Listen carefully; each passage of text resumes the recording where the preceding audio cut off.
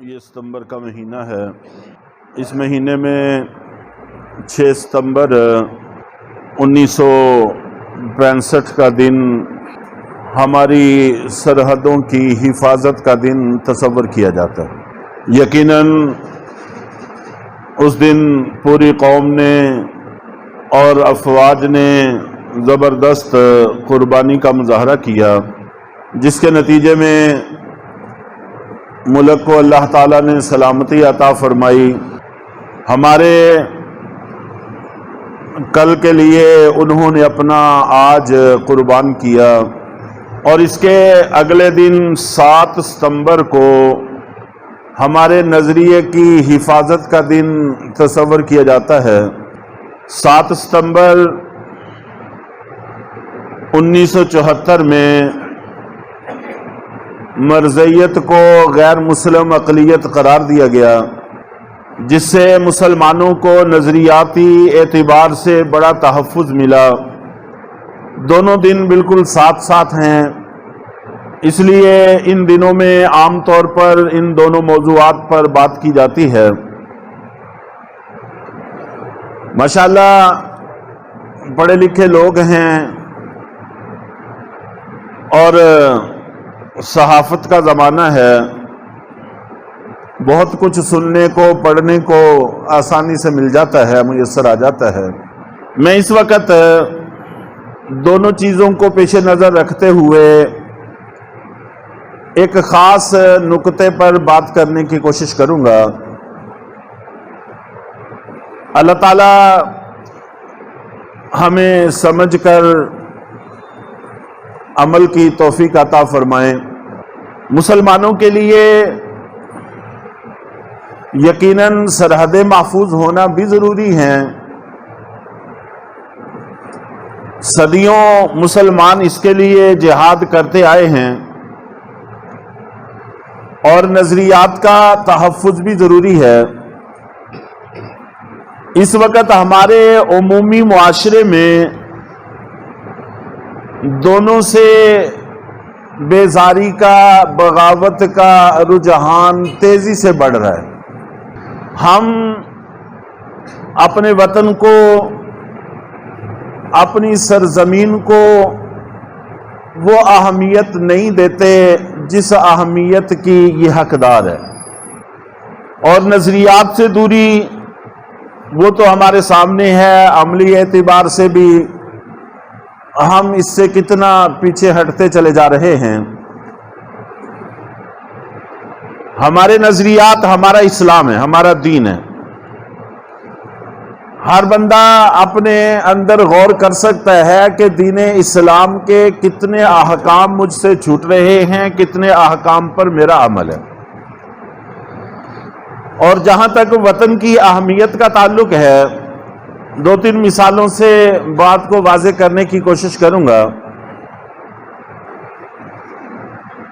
کہ ہمارے ملک کے وہ لوگ جو اچھی صلاحیتوں کے مالک ہیں، اچھے دماغ، اچھے ذہن کے مالک ہیں، وہ اپنے آپ کو اپنے وطن میں رکھنے کی بجائے یورپ کی طرف نکل جانا پسند کرتے ہیں۔ اپنی صلاحیتوں کو یہاں صرف کرنے کی بجائے، اپنی قوم، اپنے وطن کو فائدہ پہنچانے کی بجائے دوسرے ممالک کے اندر اپنی ترقی تصور کرتے ہیں۔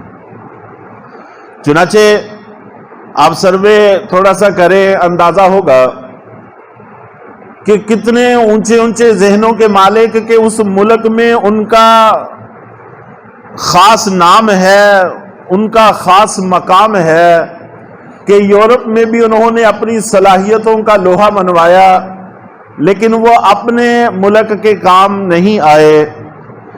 یہ وہ رجحان ہے جو ہمارے اندر بڑھ رہا ہے۔ اچھی صلاحیتوں والے لوگ بھی جا رہے ہیں، اور اس کے علاوہ کام کرنے کے لیے اور اپنے آپ کو محفوظ سمجھنے کے لیے ہم یورپ کو اپنے لیے ایک آئیڈیل تصور کرتے ہیں۔ اور اسی طرح یہاں پر فارغ رہنے والے لوگ جب وہاں چلے جاتے ہیں تو 15 گھنٹے زبردست ڈیوٹی دیتے ہیں، زبردست کام کرتے ہیں۔ یہاں وہ جس کو کہتے ہیں کہ تنکا توڑ کے راضی نہیں ہے۔ جو طالب علم تعلیم حاصل کر رہا ہے وہ باقی کاموں سے فارغ رہنا اپنا حق سمجھتا ہے، چونکہ ہم پڑھ رہے ہیں، ہم تعلیم حاصل کر رہے ہیں۔ ہمارے ہی گھرانوں سے وہی نوجوان جب یورپ میں جاتے ہیں تو وہاں پر پڑھتے بھی ہیں اور ڈیوٹی بھی کرتے ہیں اور اپنا بھی بوجھ اٹھاتے ہیں، اپنے گھر کا بھی بوجھ اٹھاتے ہیں،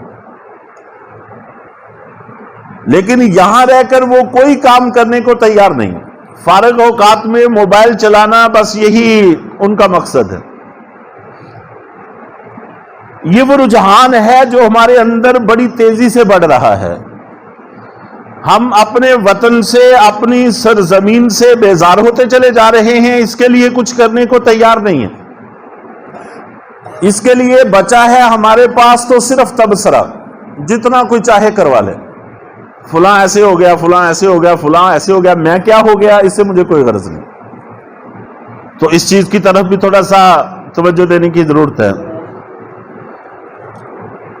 وطن کا دفاع ضروری ہے، ہر حال میں ضروری ہے۔ جنہوں نے کیا ہم ان کی شہادتوں کو بھی سلام پیش کرتے ہیں، ان کی قربانیوں کے قبول ہونے کی دعا کرتے ہیں، لیکن مسئلہ یہ ہے کہ ہمارے کرنے کا کیا کام ہے، ہمیں کیا کرنا چاہیے، ہم بھی اس طرف کوئی توجہ دیں یا نہ دیں، اس کی کوئی ضرورت ہے یا نہیں ہے، اس چیز کی طرف توجہ دینے کی ضرورت ہے، غور فکر کرنے کی ضرورت ہے۔ اور ہمارے وہ لوگ جو اپنے ملک کے کسی قانون کو ماننے کو تیار نہیں ہیں، شریعت کے کسی قانون، کسی ضابطے، کسی حکم کے پابند نہیں ہیں، ہر قانون کو توڑنا وہ اپنا حق سمجھتے ہیں، چاہے وہ ٹریفک کا ہو، چاہے تجارت سے متعلق ہو، چاہے وہ شریعت کا ہو، کسی بھی حوالے سے ہر قانون کو توڑنا ہم اپنا ذاتی حق سمجھتے ہیں۔ وہاں جاتے ہی 100% اس قانون میں ڈھل جاتے ہیں، اس کی پیروی کرتے ہیں، کوئی قانون کو نہیں توڑتے۔ یہ فرق کیوں ہے؟ اس پر بھی ہمیں غور فکر کرنا چاہیے۔ شروع سے ہماری تربیت کے اندر ہی اپنے ملک، اپنے قوم، اپنے قانون سے بغاوت کا رجحان کوٹ کوٹ کر بھرا جا رہا ہے۔ تو بہرحال اللہ کے نبی صلی اللہ علیہ وسلم نے نظریات کی حفاظت کے لیے، وطن کی حفاظت کے لیے، اپنی سرزمینوں کی حفاظت کے لیے باقاعدہ ہمیں نصب العین دیا ہے، ایک نظام دیا ہے۔ چند ایک واقعات سے بات کو واضح کرنے کی کوشش کروں گا۔ مشہور واقعات ہیں، صلح حدیبیہ کے موقع پر حضرت عثمان غنی رضی اللہ تعالیٰ عنہ اللہ کے نبی صلی اللہ علیہ وسلم کے سفیر بن کر گئے، بطور سفیر کے مکہ کے لوگوں سے، سرداروں سے مذاکرات کرنے کے لیے، بات چیت کرنے کے لیے۔ اور حضرت عثمان غنی رضی اللہ تعالیٰ عنہ، ان کے نام کا حصہ ہے غنی۔ غنی بڑے مالدار کو کہتے ہیں، اور بلا شبہ حضرت عثمان غنی رضی اللہ تعالیٰ عنہ بڑے مالدار تھے، اللہ نے ان کو بہت دیا ہوا تھا۔ تو جب وہ مکہ میں پہنچے ہیں، ان کا تہبند نصف پنڈلی تک تھا، اور انہوں نے جو اوپر سے کرتا پہنا ہوا تھا وہ بھی نصف پنڈلی تک تھا۔ ایک پوری سلطنت کے سفیر ہیں،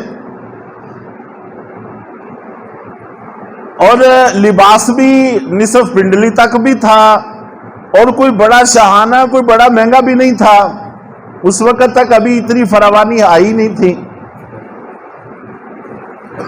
تو وہاں حضرت عثمان غنی رضی اللہ تعالیٰ عنہ کے قبیلے کے لوگوں نے ان سے درخواست کی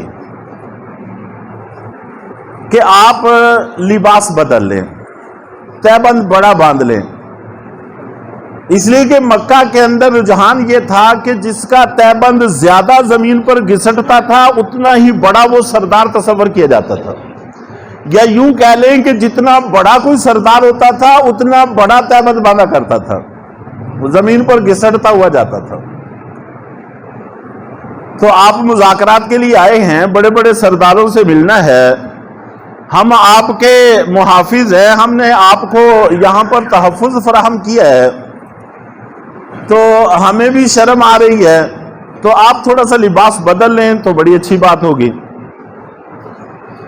تو حضرت عثمان غنی رضی اللہ تعالیٰ نے فرمایا کہ میں نے اپنے نبی صلی اللہ علیہ وسلم کو اسی لباس میں دیکھا ہے، اگر کسی کو ضرورت ہے مذاکرات کرنے کی تو اسی لباس میں کرے، اگر نہیں ضرورت تو کوئی حرج کی بات نہیں، کوئی مسئلہ نہیں،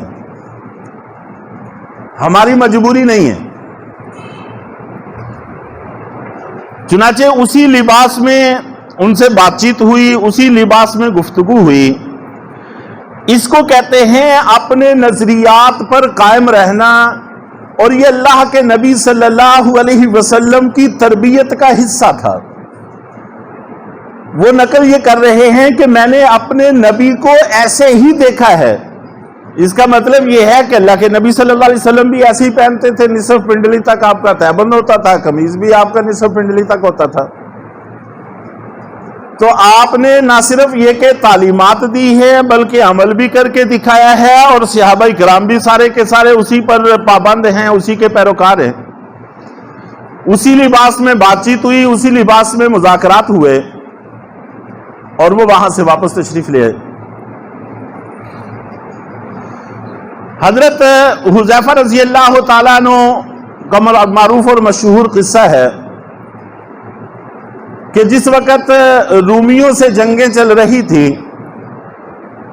تو ان کے جرنیلوں کے ساتھ مذاکرات کے لیے گئے، تو جب یہ پہنچے ان کے بھی ویسے ہی پھٹے پرانے کپڑے تھے، اور تلوار پر میان بھی نہیں تھی، اوپر کپڑے لپیٹے ہوئے تھے، ننگی تلوار جاتے ہوئے اپنے لیے بھی نقصان دہ ہو سکتی ہے، زخم لگ سکتا ہے، تو اوپر کپڑے لپیٹے ہوئے تھے، تو اور سواری بھی ویسی تھی۔ وہاں پر بھی باہر کے لوگوں نے کہا کہ آپ سواری بدل لیں، کپڑے بدل لیں، فرمانے لگے کہ نہیں، اسی لباس میں اگر ان کو بات کرنی ہے تو کریں، مگر نہ جائیں، ہمیں کوئی ضرورت نہیں، ہماری کوئی مجبوری نہیں۔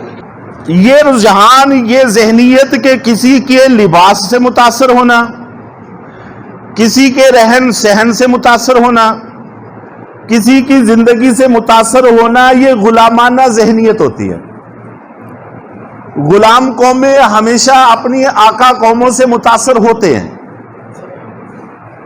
اس میں کوئی شبہ نہیں کہ غلام قومیں، پست قومیں اپنے سے بڑی قوموں کا طرز زندگی اختیار کرنے کی کوشش کرتے، لیکن اللہ کے نبی صلی اللہ علیہ وسلم نے اپنے صحابہ کی تربیت یہ کی تھی کہ ہم غلام نہیں ہیں، ہمارا اپنا طریقہ کار ہے، ہمارا اپنا رہن سہن ہے، ہماری اپنی زندگی ہے، ہمارے پاس ایک مکمل ضابطہ حیات موجود ہے۔ اور ان کی فوجیں دونوں طرف لائن کے اندر جدید اسلحے کے ساتھ کھڑی ہیں، اور یہ ان کے بیچ میں سے گزر رہے ہیں، اور نیزے کے ساتھ اسی قالین کو جو انہوں نے بچھایا ہوا تھا، ان کے قالین بھی کوئی ہمارے قالینوں کی طرح کے نہیں تھے، بڑے بڑے مہنگے قالین تھے۔ جب ایران فتح ہوا، وہاں سے جو قالین مسلمانوں کے ہتھے لگا، جس کے اوپر پورے فارس کا، ایران کا نقشہ بنا ہوا تھا، وہ 1 ایکڑ میں کھلتا تھا، 1 ایکڑ میں بچتا تھا، ایک ہی قالین تھا، ایک پورے ایکڑ میں وہ کھلتا تھا۔ تو صحابہ کرام میں مشورہ ہوا کہ اس کا کیا کرنا چاہیے، تو یہ طے پایا کہ اس کو کاٹا جائے، 1 مربع فٹ کے پیس بنائے جائیں ان کے، تو 1 مربع فٹ کا اس کا ایک ٹکڑا 12,000 درہم میں بکا تھا، تو 12,000 درہم اس وقت کروڑوں کی مالیت بنتی ہے. تو شاید ہمارے کیلکولیٹر اس کا حساب نہ کر سکیں جتنی مالیت کا وہ ایک قالین تھا. تو وہ آج 1400 صدیاں پیچھے بیٹھے ہوئے جس طرح کے قالین استعمال کرتے تھے ہم اس کا تصور بھی نہیں کر سکتے. تو نیزے سے ان کو پھاڑتے چلے جا رہے ہیں جس سے یہ تاثر دے رہے ہیں کہ ہم اس سے متاثر نہیں ہیں, یہ چیزیں ہمارا کچھ بھی نہیں بگاڑ سکتی. اور جب انہوں نے کہا کہ ان تلواروں سے جنگ کرو گے تو فرمانے لگے تلوار نہ دیکھو, تلوار چلانے والے بازو دیکھو. اگر کچھ شبہ ہے تو اپنی سب سے بہترین ڈال لے کر آؤ جو سب سے مضبوط ہو, ہمارے وار کو روک سکے. چنانچہ روم والوں کے پاس جو سب سے بہترین ڈھال تھی وہ لے کر سامنے کھڑے ہوئے اور انہوں نے بسم اللہ پڑھ کے جو وار کیا تو اس ڈال کے 2 ٹکڑے کر دیے. شکر ہے پکڑنے والا بچ گیا, اس کے نہیں 2 ٹکڑے اس کے کرنا نہیں چاہتے تھے وگرنہ وہ بھی گیا تھا. تو اللہ کے نبی صلی اللہ علیہ وسلم نے اسلامی طرز زندگی کو تحفظ دیا ہے اور صحابہ کرام کے اندر یہ بات پیدا کرنے کی کوشش کی ہے. اور آج ہم بری طرح یورپ سے متاثر ہیں اور ان کی پیروی میں اپنے لیے فخر اور عزت محسوس کرتے ہیں. یہ اپنے وطن, اپنے نظریات سے بغاوت ہے. میں بات اس حوالے سے کر رہا تھا کہ 6 ستمبر 1965 ہمارا یوم دفاع ہے سرحدوں کا, اور اگلا دن 7 ستمبر 1974 یہ ہمارے نظریات کا یوم دفاع ہے. اس دن مرزیت کو غیر مسلم اقلیت قرار دیا گیا تھا. 2 دن ہیں, ساتھ ساتھ ہیں. ایک سرحدوں کی حفاظت کا دن ہے, دوسرا نظریات کی حفاظت کا دن ہے. جنہوں نے حفاظتیں کی, قربانیاں دی, ان کی قربانیوں کو سلام پیش کرتے ہیں. وہ الحمدللہ ہر سال ہماری قوم کرتی ہی ہے, لیکن دیکھنا یہ ہے کہ ہم کیا کر رہے ہیں. تو میں نے عنوان یہ قائم کیا تھا کہ ہم اپنے نظریات سے بھی بغاوت کر رہے ہیں, اپنے وطن سے بھی بغاوت کر رہے ہیں. اس پر میں نے چند ایک دلائل بھی ذکر کیے کہ ہمارا بہترین دماغ وہ سارا یورپ کی طرف کھنچتا ہے اور ہمارا یہاں کا فارغ رہنے والا بندہ وہاں 15 گھنٹے ڈٹ کے ڈپٹی کرتا ہے, اور یہاں پڑھنے والا کسی کام کو ہاتھ لگا کے راضی نہیں, جب وہاں چلا جاتا ہے تو وہ تعلیم بھی جاری رکھتا ہے, 8-8 گھنٹے ساتھ ڈیوٹی بھی کرتا ہے, اپنا بھی بوجھ اٹھاتا ہے, پیچھے پورے گھر کا بوجھ اٹھاتا ہے, اور گھر والے ساروں کو بے فکر کر دیتا ہے کہ اب میں یورپ آ گیا ہوں, اب تمہیں کچھ کرنے کی ضرورت نہیں ہے, تم اپنے وطن میں کچھ نہ کرنا, بس میں ادھر کر رہا ہوں یہ کافی ہے. اور جو یہاں اپنے ملک کے, اپنی شریعت کے کسی قانون کو پاس میں رکھنے کے لیے تیار نہیں ہے, وہاں جاتے ہی ہر قانون کی پیروی کرتا ہے, ہر قانون کی پاسداری کرتا ہے. آخر یہ کیا ہے؟ یہ وہ رجحان ہے جس کو ختم کرنے کی ضرورت ہے. اللہ کے نبی صلی اللہ علیہ وسلم نے اپنے صحابہ کی اس حوالے سے تربیت کی ہے. حضرت عمر فاروق رضی اللہ تعالیٰ عنہ, اس واقعے سے پہلے میں اسی کے ضمن میں جو بات عرض کر رہا تھا ایک چھوٹی سی بات اور بھی عرض کر دیتا ہوں. تو دسترخوان بچھا, بڑے بڑے جرنیل انہوں نے اکٹھے کیے ہوئے تھے تاکہ صحابہ کرام پہ روب پڑے. تو کھانا کھاتے ہوئے اتفاق سے ہاتھ سے لقمہ چھوٹ کے گر گیا. اب جب یہ وہ لقمہ اٹھانے لگے تو کسی ساتھ والے نے اتفاق سے کہا کہ اللہ کے بندو کیا کر رہے ہو, یہ کیا کہیں گے, یہ اتنے بڑے بڑے فن خواہ بیٹھے ہوئے ہیں, فنکار بیٹھے ہوئے ہیں, یہ کیا کہیں گے. تو انہوں نے کان میں نہیں کہا بلکہ بلند آواز سے کہا اور سب نے سنا کہ تم کیا سمجھتے ہو کہ میں اپنے نبی کی سنت کو ان احمقوں کی وجہ سے چھوڑ دوں گا. ہماری نظر میں ان کی گدوں سے زیادہ کوئی اہمیت نہیں ہے, احمق گدھا ہوتا ہے. تو ان احمقوں کی وجہ سے میں اپنے نبی کی سنت کو چھوڑ دوں گا. اس کو کہتے ہیں اپنے طرز زندگی پر کاربند ہونا. اس کو کہتے ہیں آزاد ذہنیت. ہر کسی سے، ہر کسی چمک دمک سے فوراً متاثر ہو جانا، یہ غلامانہ ذہنیت ہے. اس سے نکلنے کی ضرورت ہے. ہم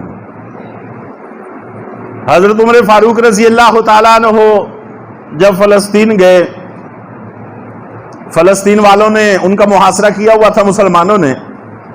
حضرت ابو عبیدہ بن جراح رضی اللہ تعالیٰ عنہ، حضرت خالد بن ولید رضی اللہ تعالیٰ عنہ، ان کی فوجوں نے محاصرہ کیا ہوا تھا فلسطین کا. تو فلسطین والوں نے اندر سے کہا کہ ہماری کتابوں میں مسلمان فاتح کی کچھ نشانیاں درج ہیں، وہی اس کو فتح کر سکتا ہے، اس کے علاوہ کوئی فتح نہیں کر سکتا.